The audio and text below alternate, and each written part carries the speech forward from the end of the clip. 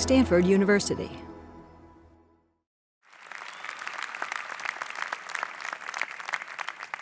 Good morning, Stanford. Thank you very much, President Hennessy, for that very warm introduction. It is wonderful to be back at Stanford. Having gotten around a bit over the last few years, I am more convinced than ever that this is the best university on the face of the planet.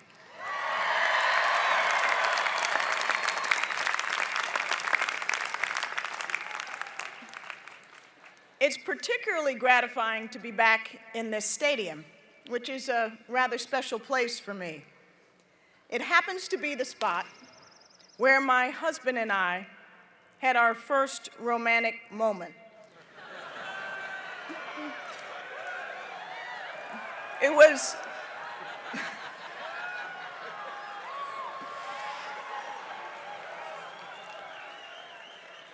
was just as the band was playing All Right Now. But my kids are in the audience, so I'm not going to give you any more detail.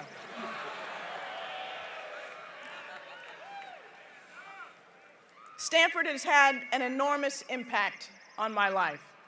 Not only is it where I met my husband, but it's where I met the people, took the courses, and championed the causes that ultimately led me to a career in international affairs.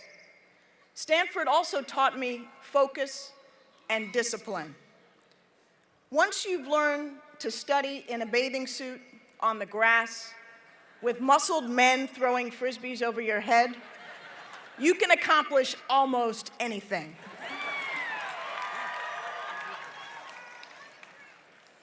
Let me join President Hennessy in recognizing the parents here today.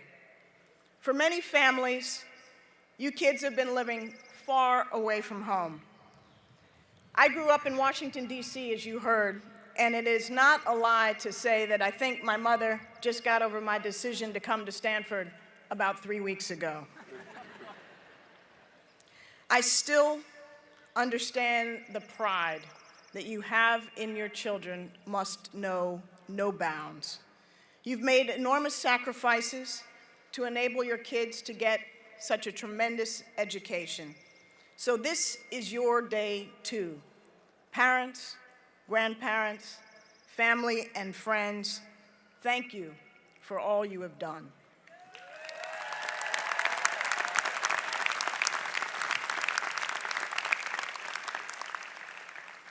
Now, class of 2010, first and foremost, congratulations. I suspect you're feeling pretty good about yourselves. I remember feeling pretty good about myself, too, when I was sitting in your seats. In fact, I might have been feeling a little bit too good, judging from how much I remember of my commencement speech.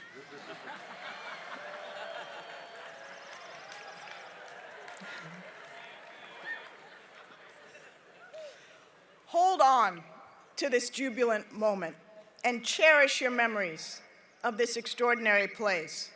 Nurture the friendships you've made here. The warmth and security of Stanford can sustain you as you face an economy still climbing out of a deep hole and as you enter a world changing at a furious pace. Imagine the world and what it will be like when one of you comes back a quarter century from now to deliver the commencement address. In 1986, when I graduated, the Soviet Union was bristling with 45,000 nuclear weapons, and the Berlin Wall was impenetrable. Nelson Mandela was clocking his 23rd year in prison in apartheid South Africa. Osama bin Laden was fighting the Soviets in Afghanistan, and Al-Qaeda didn't exist. Almost nobody had heard of global warming. Japan was the daunting economic powerhouse, and China's share of global gross domestic product was 2%. There were some 30 fewer countries in the world and 2 billion fewer people on the planet. We've seen amazing technological advances. In 1986, only 0.2% of the US population had a cell phone, which were bricks about 10 inches long. IBM announced its first laptop, which weighed 12 pounds. 24-hour cable news was in its infancy. The face of America has changed too. In 1986, 8% of the US population was Hispanic. Today, it's about 15%. The number of African Americans serving in Congress has doubled, and the number of women and Latinos has tripled. And if on my graduation day, someone had told me that I would live to see the first African American president, much less serve in his cabinet, I would have asked them what they were smoking.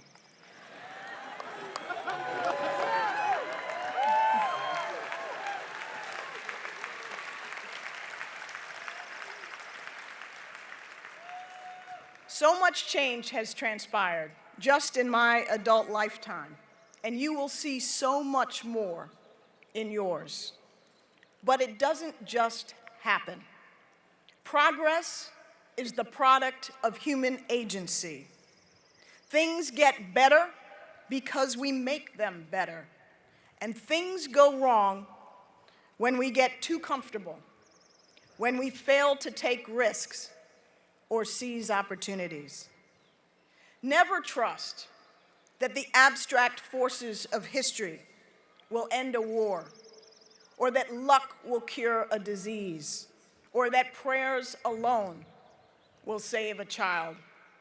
If you want change, you have to make it. If we want progress, we have to drive it. Technology and trade help transform a bipolar world into the deeply interconnected global community of the 21st century. Yet the planet is still divided by fundamental inequalities. Some of us live in peace, freedom, and comfort, while billions are condemned to conflict, poverty, and repression. These massive disparities erode our common security and corrode our common humanity. We cannot afford to live in contempt of each other's welfare. It's not just wrong, it's dangerous. When a country is racked by war or weakened by want, its people suffer first.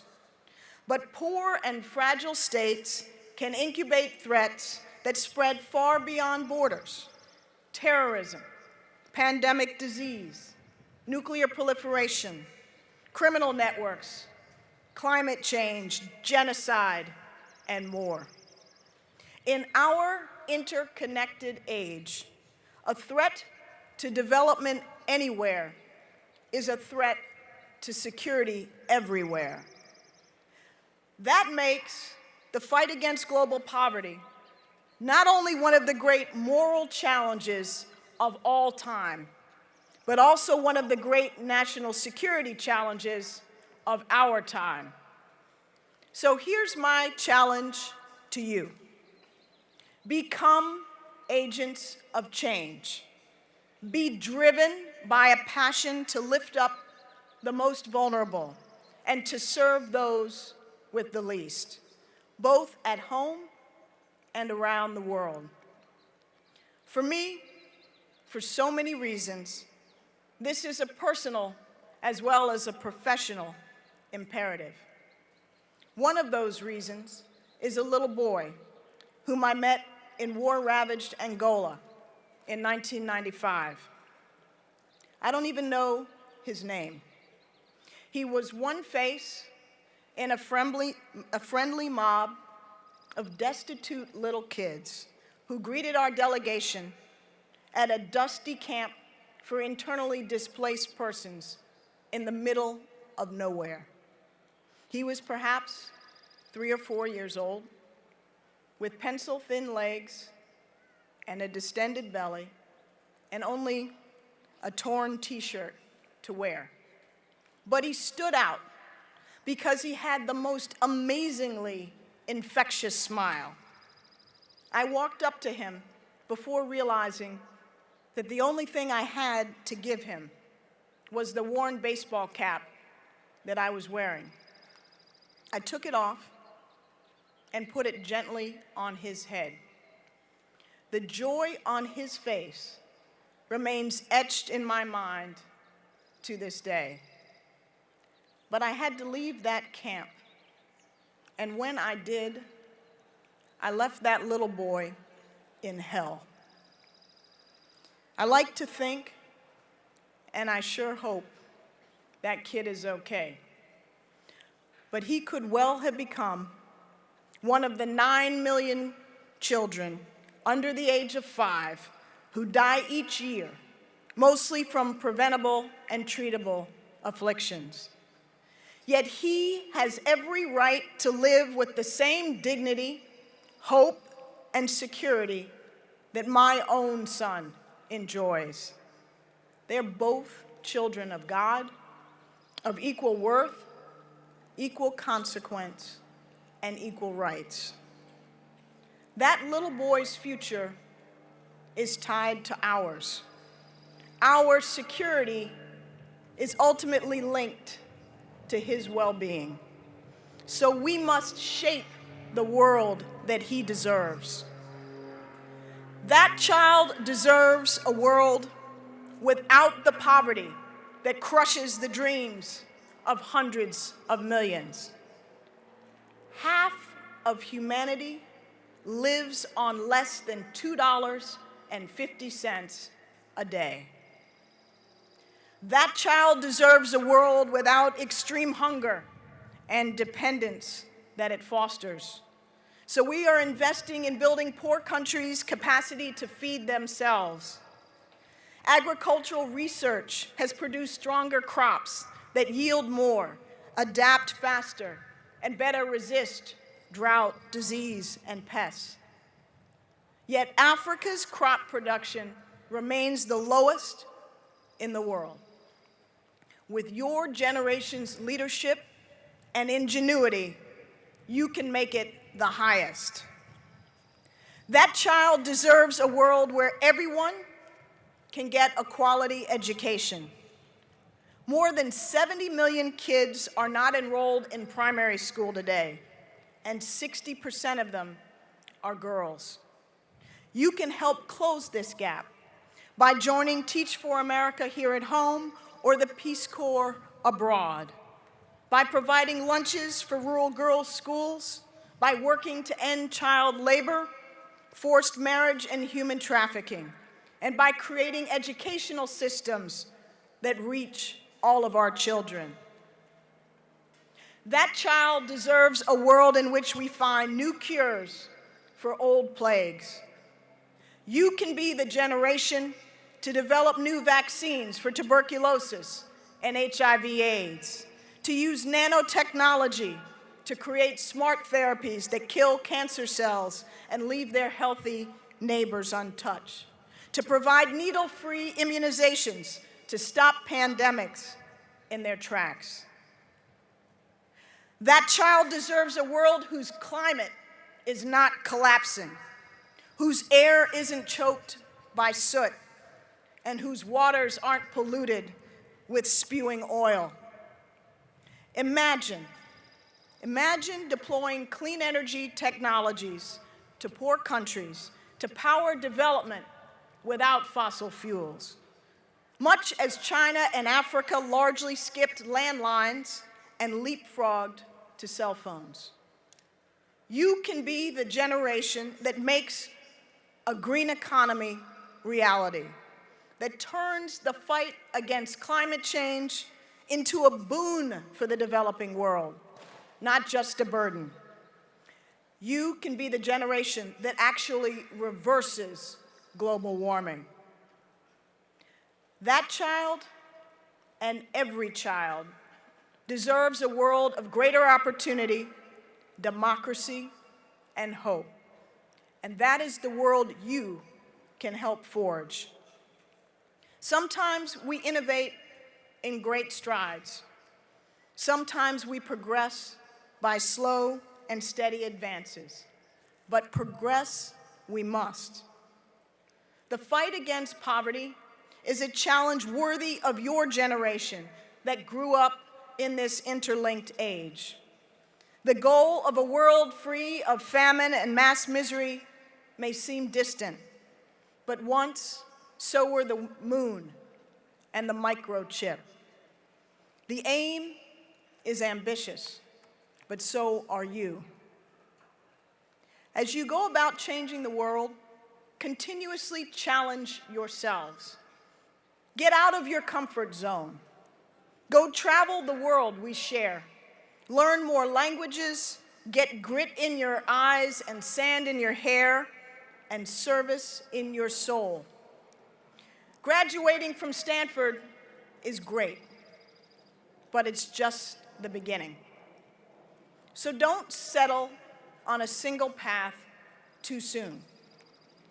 The last time I really was sure I knew what I wanted to do with my life was my senior year at Stanford. I was sure I wanted to be a United States Senator. I left for Oxford, certain I would go on to law school. To round myself out, I decided to study international affairs. After Oxford, I decided to skip law school, but to sample the business world at McKinsey & Company. And I did so precisely because I was never any good in math, and I had literally never met a spreadsheet. I've not followed a preordained path. Rather, I've tried to push myself, stretch myself, and learn new skills that would serve me whichever path I took. I've changed course, and I've taken unexpected turns when my gut dictated. That's led me to places I never expected, but I'm grateful I've been. So focus on what stirs your soul, because it's hard to excel at anything that you don't love. Be fearless. It's hard to make progress without breaking a little cockery. And don't be afraid to go down fighting if you're fighting a righteous battle. Stick to your guns and to your principles. Remember, you should never want something so badly that you do something you don't believe in to get it. And at the same time, don't sweat too much what other folks may think of you. As Dr. Seuss said, be who you are and say what you feel, because those who mind don't matter, and those who matter don't mind.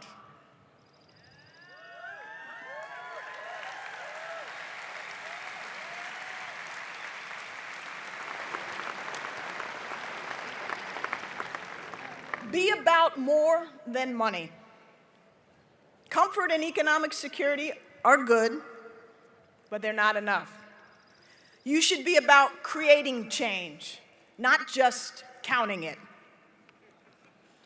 And finally, as you're changing the world, never neglect family. They're not just your foundation. They're the source of life's greatest fulfillment, as all the parents here can testify. Both my parents were recently struck by serious illnesses. My colleagues were tremendous about stepping in for me at the halls of the United Nations. But nobody could step in for me or my brother at the hospital. There's usually someone else who can do your job, but there's nobody else who can be a loving child or a devoted parent. Like those before you, your generation will contribute. It will innovate, and it will serve in unique ways. But today, change is coming faster than ever, and you must shape that change. You can be that change, not for an election, but for a lifetime. If you remember nothing else of what I said, try to remember that little boy. Remember that he is somebody's beloved son. Remember that he counts as much as any of us. Remember that we cannot afford to sleep easy while he suffers. Remember that you can make his life better. Above all, remember that each of us has a profound responsibility to try with all of our skill, all of our smarts, and all of our soul. So make him safe, make progress, and make us proud. Congratulations again, and Godspeed.